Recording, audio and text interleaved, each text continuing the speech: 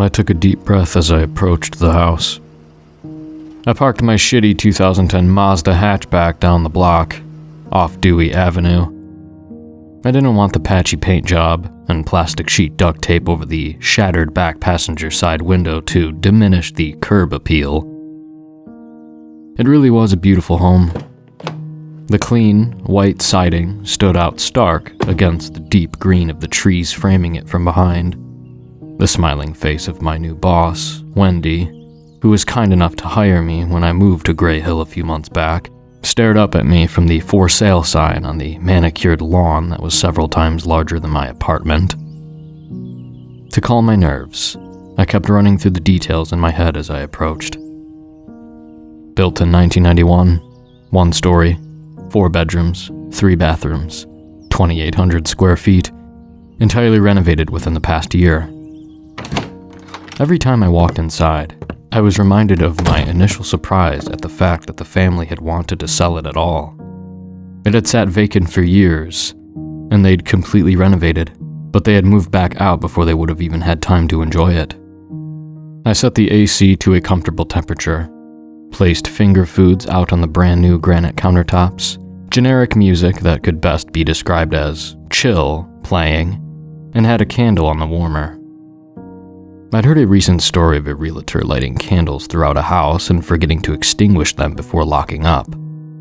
I'll just say that synthetic carpet is highly flammable, so it's a good thing that the home had still been covered by the seller's insurance. I'm still new to this, and this was one of my first solo events, but I felt like I was ready. I mean, I had to be. I needed to pay my rent and buy groceries. The month before, I had to choose between one of the two, and that just wasn't going to cut it again. Despite having poured all that money and time into the home, the prior owners insisted on selling it for far less than what it was worth. They'd already packed up and taken everything with them, trying to distance themselves from the process as much as possible.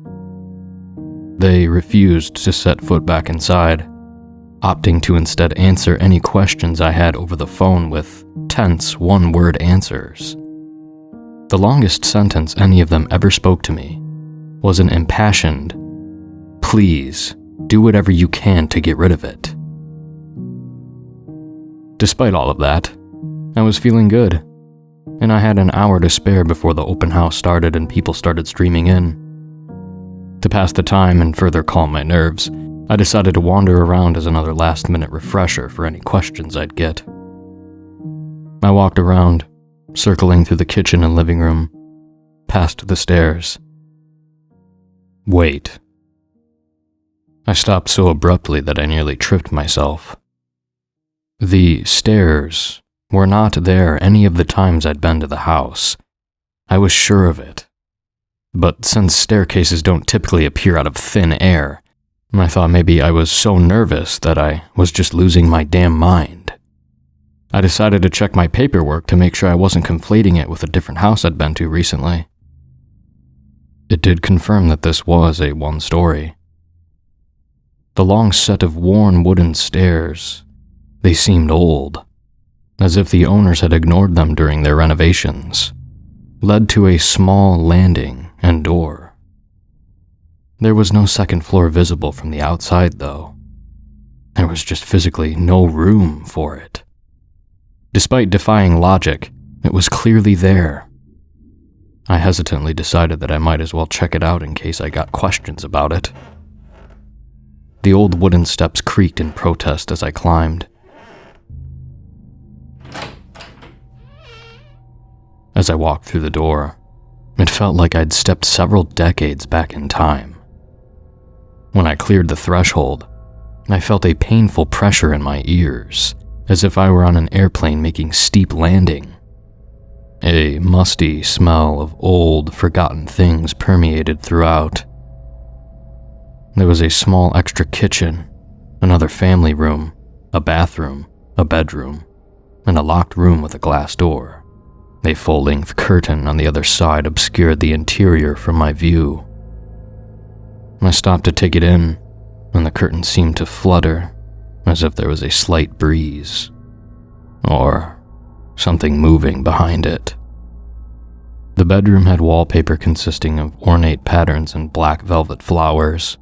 The place looked like it hadn't been touched in decades, but there was no dust or any other signs of age-related wear. A sudden sound from around the corner made me jump. A radio had begun playing in the living room, filling the second floor with a staticky sound, as if stuck between stations. The soft, lime green sofa on shag carpet and TV that looked older than I was made the place feel like it was straight out of the 70s, despite that being a couple of decades before the house was supposedly built. There was another odd curtained room off the living room too. It looked identical to the first, but the door was open, just a crack. I couldn't figure out why at the time, but that made me nervous. It didn't help that despite it being only 6 p.m. in July, it was pitch black outside the windows up there. I couldn't make out any of the surrounding trees or homes. They appeared to have been swallowed up by the thick night beyond. The cheery colors of the interior suddenly felt like a thin veneer painted over something much, much darker. I decided I'd spent enough time up there, and couldn't help but think, I hope the upstairs disappears again by the time the guests arrive, which was a sentence I never imagined I'd find myself uttering. When I rounded the corner back into the tiny kitchen, the changes made me shiver. Cabinets were open that had been closed, but worse, the door to the stairs was just gone. I felt raw panic creeping in at the sheer wrongness of it. The top floor couldn't have been more than 1,000 square feet. I was fairly confident that there was no way I had just misplaced the exit, but decided to retrace my steps. Maybe I hadn't come in through the kitchen after all? I went back down the hall to the bedroom and bathroom. I couldn't help but notice that the door to the curtained room was gone. I leaned into the bedroom with the fuzzy wallpaper and noticed that the glass door was in there now, open just a bit more. Something about the faint sound coming from behind it made me realize I didn't want to stick around for when it opened all the way. I walked quickly back and stuck my head into the living room. The curtained room that had been there was gone. The door to the stairs I had taken up there had yet to disappear, but a new door had, though, at the back of the kitchen. I debated and eventually decided to open it. To my immense relief, there were stairs. I laughed, glad that I'd just gotten turned around. But the more I looked, the more I realized it wasn't right. It was dark at the bottom, so much so that part of the steps blended into and then disappeared into a blackness as velvety as the old wallpaper. These stairs also looked old, much, much older than the rest of the house appeared to be. Before I realized what I was doing, I had already walked down several steps. I had an inexplicable urge to continue downward. Something was down there that I needed. I'm not sure how, but I could feel it that it was old, ancient maybe. It needed me too. I was there, and it had waited so long. It felt good to be wanted. I felt right, descending into the darkness. Its elation was infectious. It vibrated through the air. No, elation isn't the right word. It was the yearning of something hollow, dangerous, looking to be full. It was needful. I was terrified. I knew something horrible awaited me, and yet I kept continuing towards it against my will. In my mind, fear and self-preservation were fighting a losing battle against whatever it was down there that had its hooks in me, pulling me towards it. The air was electric with its excitement.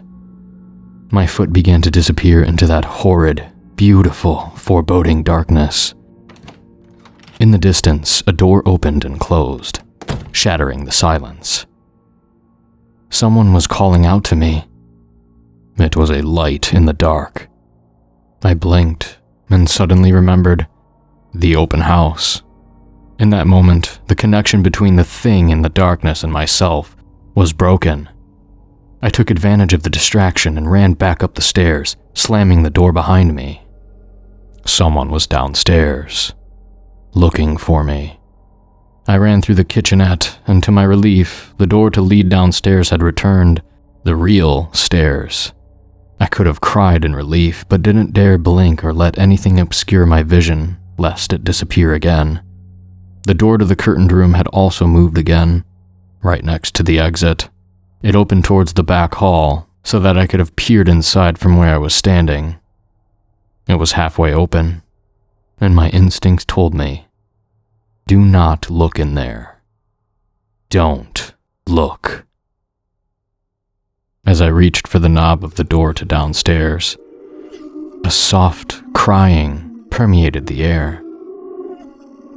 It was coming from the curtained room. It was alien, unlike anything I had heard before. It was not a mournful sound. Don't look. My hand tightened around the knob as the cry became louder, closer to the entrance of the partially open door.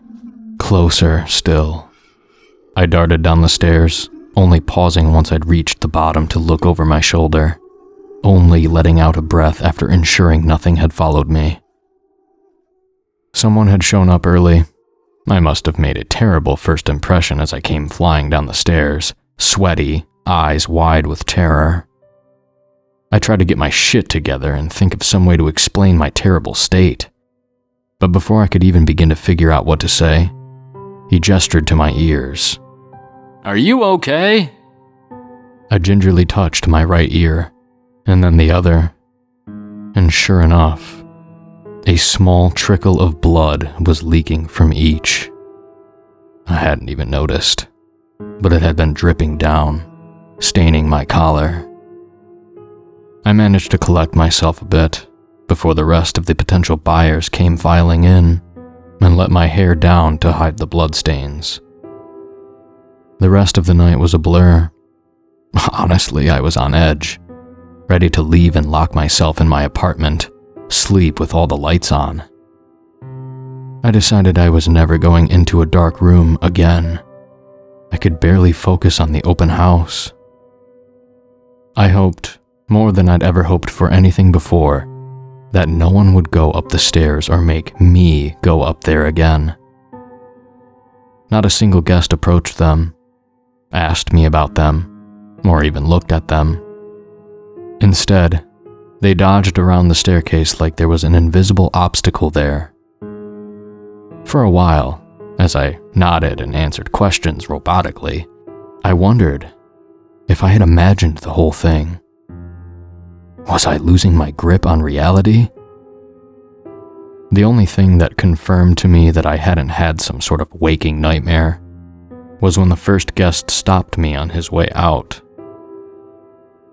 He told me to take care, that it was going to be okay, and I almost hugged him.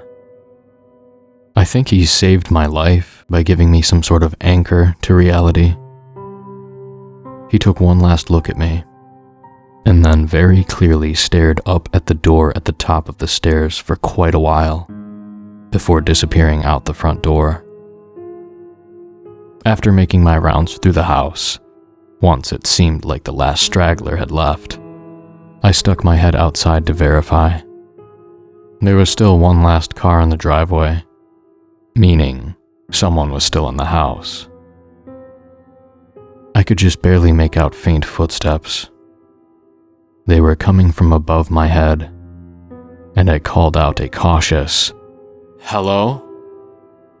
The steps stopped, and never started back up. I darted up the stairs, not daring to enter again, opting instead to peer in from the landing. I don't know how to explain it, But even before I saw that door leading to the thing in the darkness was ajar, I knew I was already too late. I could feel that while I was not alone, I was the only person left in the house. I waited downstairs for hours, hoping I was wrong, hoping they'd made their way back down. When they didn't, I wasn't sure what else to do. I locked up, and I went home. After a few days, the car still hadn't moved. I called the police to report it abandoned. Maybe it was due to my crazed and bloodied appearance, or maybe the visitors could pick up on the general sense of wrongness. But to my immense relief, no offers were made after the first showing. I knew from the moment that I had felt myself inch towards the hungry thing in that deep darkness that I could not let anyone buy that house. The nameless, unaccounted-for visitor that had disappeared into it, well, that just confirmed it. Yesterday, I made a call to the homeowner and asked one final question, one that could be answered with a simple yes or no. I had another open house tonight. I made sure the AC was set to a comfortable temperature, put out the food, and got the music playing before I lit all the candles I'd brought. I placed myself at the bottom of those stairs. Most guests walk past without so much as noticing them. But every so often, someone's eyes would tilt upwards, staring at the entrance to a second floor that did not exist. I didn't move from that spot until I ensured that every single person left that house. After they did, I went room to room, moved one of the lit candles so that the flames licked up against a curtain, nudged a few onto the synthetic carpet. I placed one on the landing at the top of the stairs for good measure.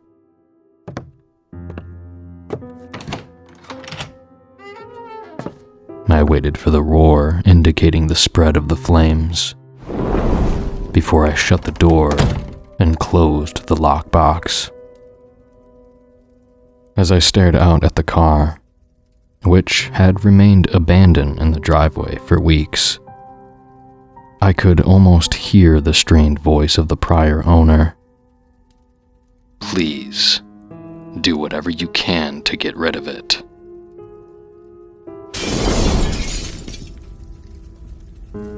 I know I made the right decision.